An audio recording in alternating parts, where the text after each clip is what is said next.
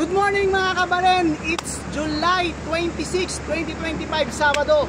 Latest update dito sa Santo Cristo Dam, Santa Rita, Lubao, Pampanga.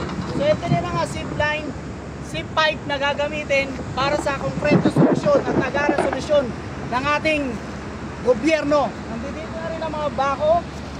Dito na mga bako na gagamitin para sa construction na gagawin nila. So ngayon gumagawa na sila ng matitibay na solusyon, konkretong solusyon. Ito, samahan nyo ako guys para makita natin kung anong ginagawa. Ngayon, under construction ang Santo Cristo Dam, Santa Rita, Lubao. Makikita natin na gumagawa sila sa mga samantaling ito. Ito ang latest update. Ito.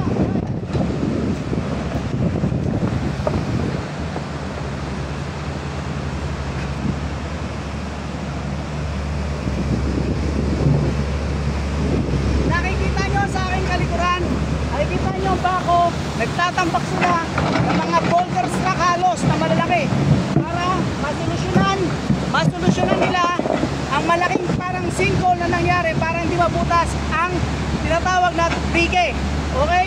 So yung mga zipline, nakikita nyo, agos pa rin ang tubig, malakas pa rin ang agos ng tubig, pero nananatili, kumikilos ang ating gobyerno para dito sa gagawin nilang konkreto at agarang solusyon. Kitang-kita nyo, ang kanilang paggawa, ang kanilang construction ay patuloy. Yan ang latest update ng Santo Cristo Dam. Again, I'm your Rose Ordopper na lagi lang masaya.